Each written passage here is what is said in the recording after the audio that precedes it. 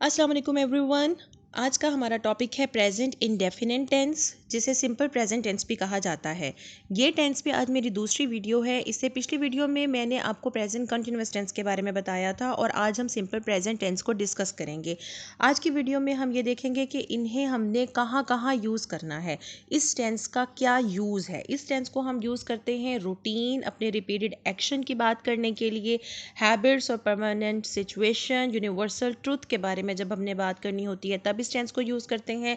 आपने देखा होगा कि कोट्स, नोटिसेस, कमेंट्रीज और न्यूज़पेपर हेडलाइंस में भी हमेशा प्रेजेंट इंडेफिनिट टेंस को यूज़ किया जाता है। एक्सक्लेमेटरी सेंटेंसेस में भी इसी टेंस को यूज़ किया जाता है और ऐसे इवेंट्स जो कि फिक्स टाइम टेबल का पार्ट हों लेकिन वो फ्यूचर से ताल्लुक़ रखते हों, उनको एक्सप्रेस करने के लिए भी इसी टेंस को यूज़ किया जाता है। तो आज हम इसके हर यूज़ के बारे में डिस्कस करेंगे, उसको डिटेल से पढ़ेंगे। लेकिन अगर आपने अभी तक मेरे चैनल को सब्सक्राइब नहीं किया तो go and subscribe my YouTube channel और नोटिफिकेशन को ज़रूर ऑन कीजिएगा ताकि जब भी कोई वीडियो अपलोड हो आपको उसका नोटिफिकेशन आ जाए।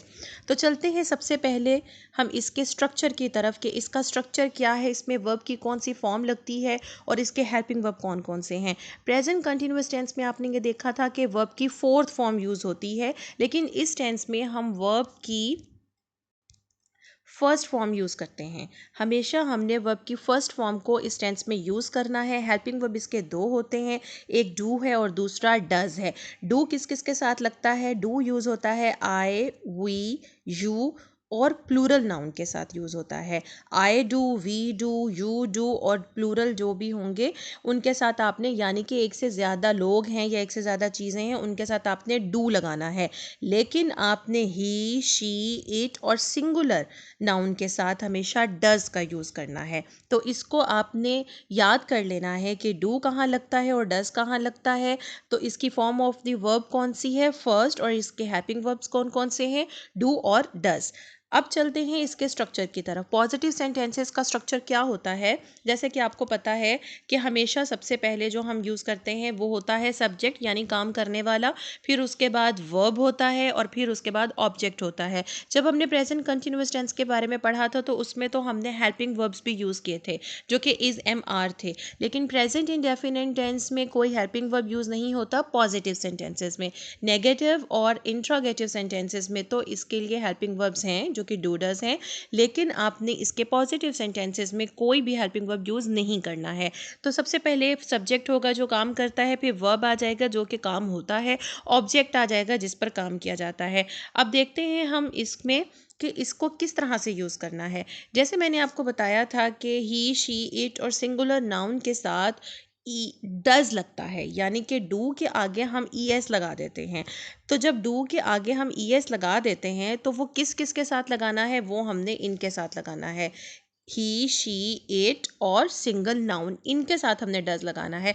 और इन्हीं को जब हमने इनके साथ जब हमने वर्ब यूज़ करनी होती है पॉजिटिव सेंटेंसेस में, इनको गौर से देख लें, ही, शी, इट और सिंगुलर नाउन, इनके साथ जब हमने वर्ब यूज़ करनी होती है तो जैसे हम नेगेटिव और इंट्रोगेटिव बनाते वक्त डू के साथ ई एस का इजाफा करके he does not, she does not लगाएंगे, इसी तरह से जब हमने पॉजिटिव सेंटेंसेस बनाने हैं तो वर्ब के साथ हमने एस और ई एस का एडिशन करना होता है। कैसे, वो मैं आपको बताती हूँ। ही और शी, इनके साथ मैंने बताया आपको डू लगता है और सॉरी डज लगता है। तो इसी तरह से पॉजिटिव सेंटेंसेस बनाते हुए हम वर्ब के साथ एस या ई एस का एडिशन कर देते हैं। शी प्लेज क्रिकेट और ही प्लेज क्रिकेट, लेकिन मैंने बताया दे के साथ डू लगता है, तो जहाँ डू लगेगा वहाँ आपने एस और ई एस का एडिशन नहीं करना, वहाँ आपने सिंपल वर्ब की फर्स्ट फॉर्म लगा देनी है। बेस फॉर्म लगा देंगे, ना एस लगाएंगे उसके साथ ना ई एस लगाएंगे, बस base form of the verb लगा दें। दे प्ले क्रिकेट, सब्जेक्ट आ गया, वर्ब आ गया, ऑब्जेक्ट आ गया। यहाँ भी सब्जेक्ट है काम करने वाला, वर्ब जो कि काम है और क्रिकेट जो कि यहाँ पे ऑब्जेक्ट है। लेकिन यहाँ ही, शी के साथ क्योंकि हम डज लगाते हैं तो हमने प्ले के साथ भी एस लगा दिया। वी प्ले क्रिकेट, वी के साथ मैंने आपको ये बताया था कि डू लगाना है तो आपने वर्ब के साथ एस और ई एस का इजाफा नहीं करना है। यू प्ले क्रिकेट, आई भी प्ले क्रिकेट हो जाएगा। अब यहाँ पे ये देखें, सारा प्लेज टेनिस। सारा जो है वो एक है। मैंने आपको ये बताया था कि सिंगुलर नाउन के साथ आपने डज लगाना है, सिंगुलर नाउन के साथ आपने हमेशा डज लगाना है, डू नहीं लगाना। तो इसी तरह से जब आपने सिंगुलर नाउन के साथ डज लगा के ईएस का एडिशन किया, तो यहाँ पे भी जब आप सिंगुलर नाउन यूज़ करेंगे तो आपने सिंगुलर नाउन के साथ एस लगा देना है। यानी सारा एक है ना, सिंगल पर्सन है, तो प्ले नहीं कह सकते, हम कहेंगे सारा प्लेज टेनिस। तो यहाँ पे आपने टेनिस कहना है, सॉरी टेनिस के साथ आपने यहाँ पे प्लेज लगाना है, आपने प्ले नहीं कहना। अगर आप प्ले कहेंगे तो वो गलत हो जाएगा, आपने इसके साथ प्लेज कहना है। लेकिन मैंने ये बताया आपको कि जब आप प्लूरल लगाते हैं, प्लूरल नाउन लगाते हैं, तो उसके साथ आपने डू यूज़ करना होता है।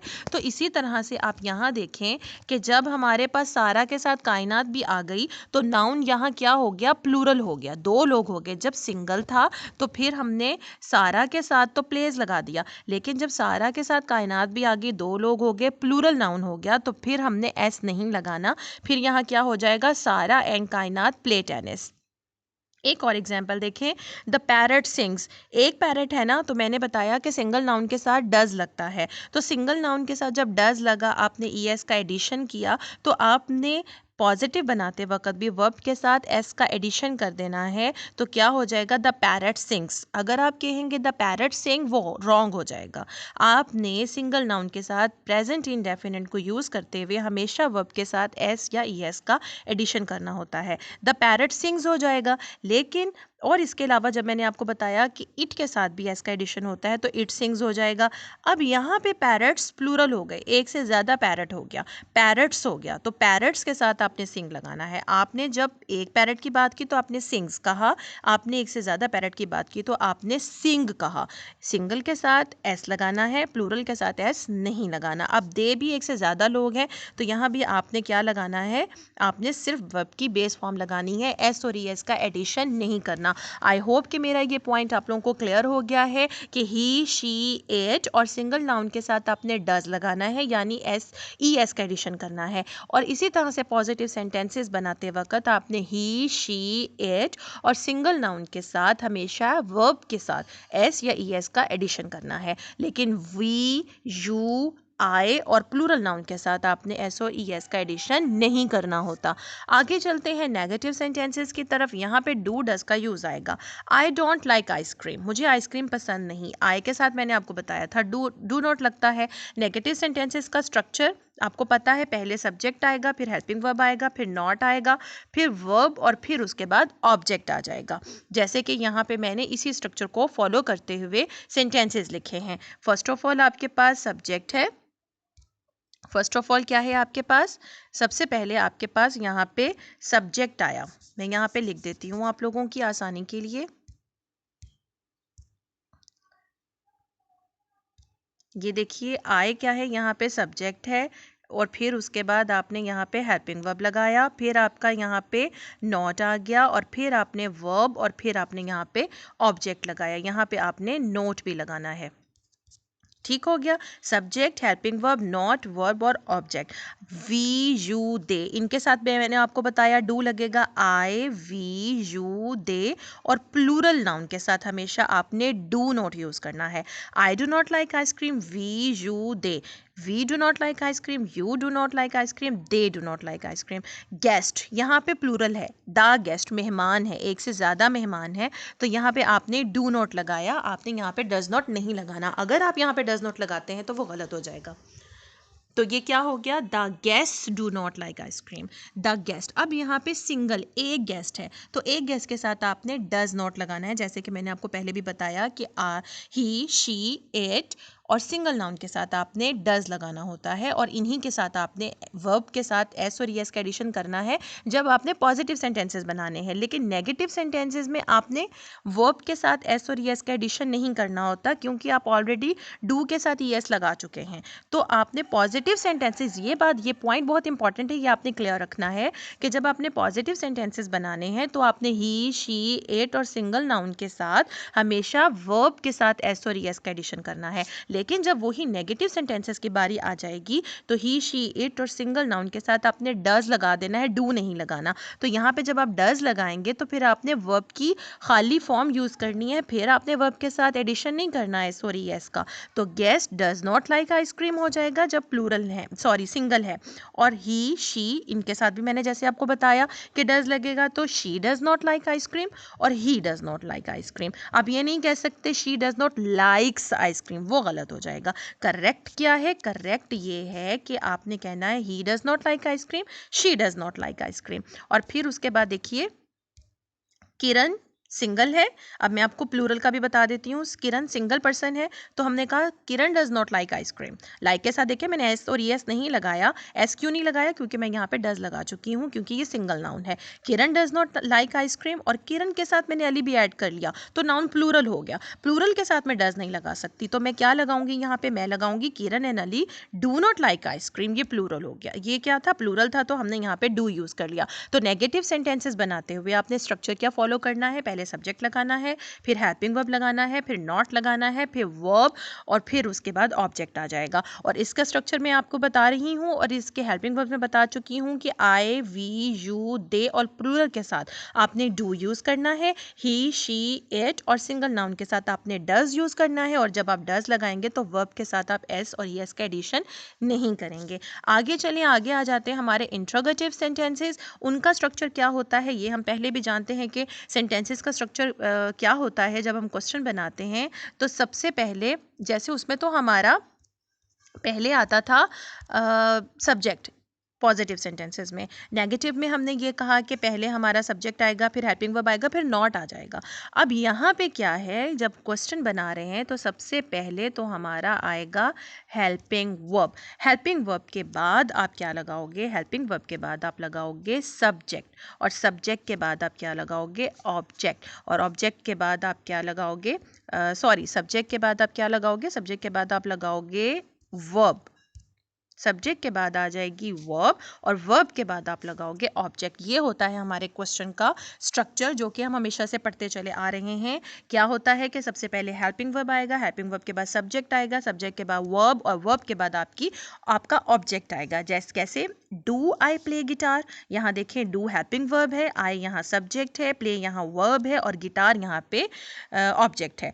इसी तरह से जैसे आपने नेगेटिव सेंटेंसेस बनाते हुए आई, वी, यू, दे और प्लूरल नाउन के साथ डू लगाया था, आपने क्वेश्चन बनाते हुए भी इन्हीं के साथ, इन्हीं प्रोनाउंस के साथ आपने डू लगाना है। Do they play guitar, do they play guitar, do we play guitar, do you play guitar, इन सब के साथ तो आपने डू लगा दिया।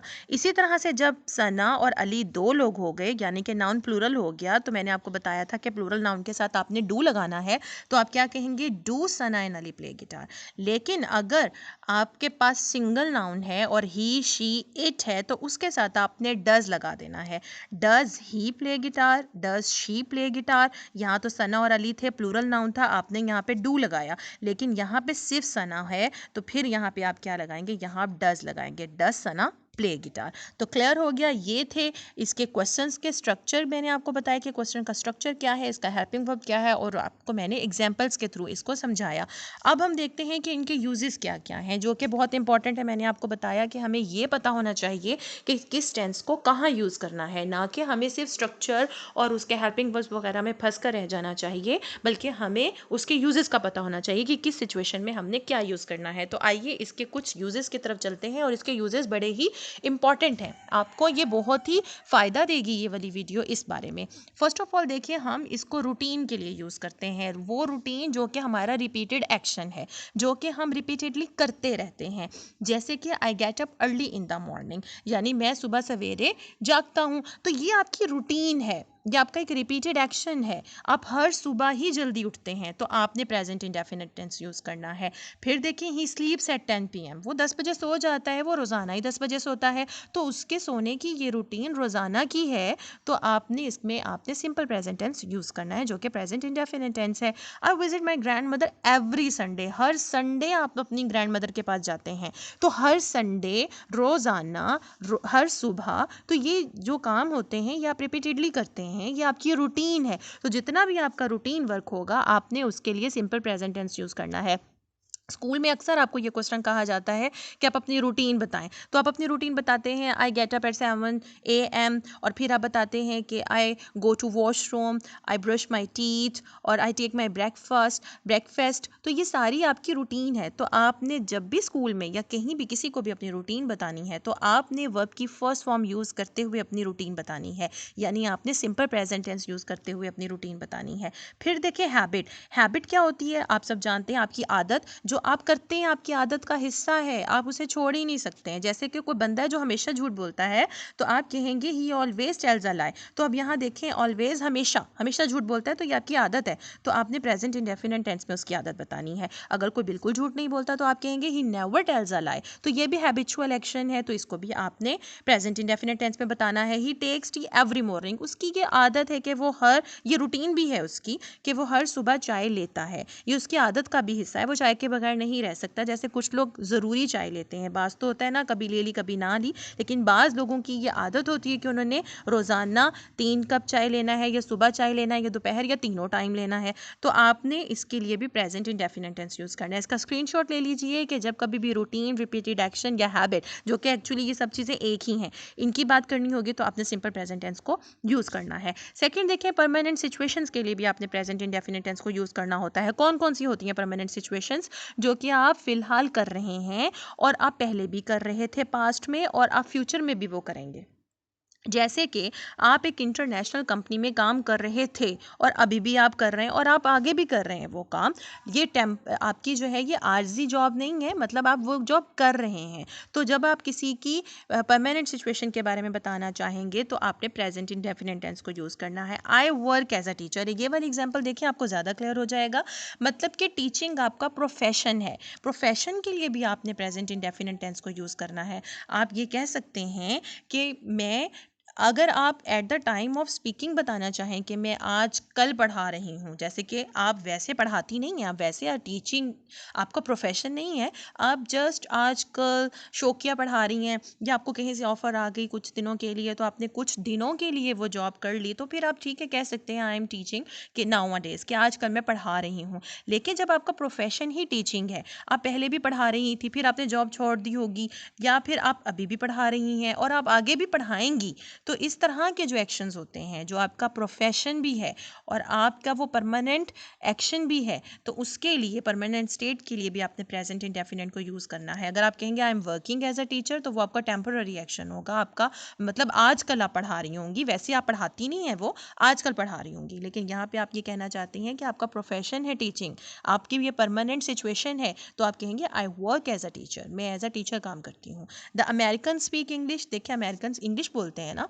तो आपने यहाँ पे क्या लगाया? प्रेजेंट इंडेफिनिट लगाया। ये उनकी परमानेंट सिचुएशन है, वो कल पास्ट में भी इंग्लिश बोल रहे थे, वो आज प्रेजेंट में भी इंग्लिश बोल रहे हैं, और वो कल भी इंग्लिश ही बोलेंगे, तो ये उनकी परमानेंट सिचुएशन है, दैट दे स्पीक इंग्लिश। तो आपने यहाँ पे क्या कहा? The American speak English. Third use हो गया। फोर्थ देखिए, यूनिवर्सल ट्रूथ। जितने भी यूनिवर्सल ट्रूथ हैं, जो सच्चाई है, हकीकत है, और कानून समझ लें उन्हें, जो चेंज ही नहीं होते, तो उनके लिए आपने इसी टेंस को यूज़ करना होता है। जैसे आप बताएं, सूरज मशरिक से निकलता है, सूरज मशरिक में निकलता है और मगरिब में गरूब हो जाता है, ज़मीन हमेशा जो है वो घूमती है। इस तरह के जो यूनिवर्सल ट्रूथ्स आपने बताने होते हैं, उनके लिए भी आपने प्रेजेंट इंडेफिनिट टेंस को ही यूज़ करना होता है। एग्जाम्पल देखिए, the sun rises in the east. जाहिर है सूरज जो है वो मशरिक से ही निकलता है, ये चेंज नहीं हो सकते ना, ये अनचेंज ट्रूथ हैं, अनचेंजेबल ट्रूथ्स हैं, जो चेंज नहीं हो सकते, यूनिवर्सल ट्रूथ है। तो इनके लिए आपने सिंपल प्रेजेंट टेंस को यूज़ करना होता है। फॉर्चून फेवर्स द ब्रेव, इस तरह की जो बातें होंगी उनके लिए भी आपने प्रेजेंट इंडेफिनिट टेंस को यूज़ करना है। ये इसका फोर्थ यूज़ हो गया। नेक्स्ट देखिए कि आपने ये बुक्स में भी पढ़ा होगा, obviously all of you are student, अगर आप स्टूडेंट हैं तो फिर आपको टेंस से कोई लिंक है, आप जानना चाहते हैं कि टेंस क्या है, तो आप जब भी कोट्स पढ़ते हैं तो आपने देखा होगा ऊपर लिखा होता है शेक्सपियर सेज, कीट्स सेज। तो यानी कि जितनी भी कोर्स को जब आपने इंट्रोड्यूस करवाना होता है, तो पहले आप सेज कहते हैं।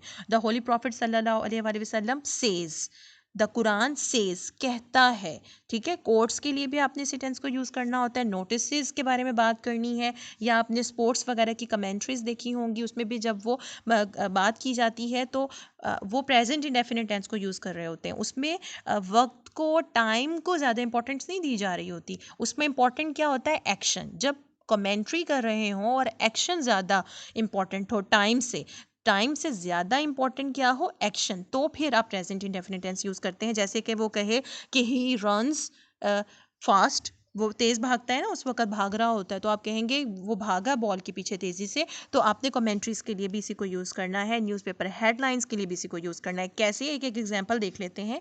कोट्स की एग्जांपल देख लेते हैं। पहले मैंने आपको बताया कुरान सेज, इसके बाद आप कुरान की आयत लगा देंगे, ठीक है ना।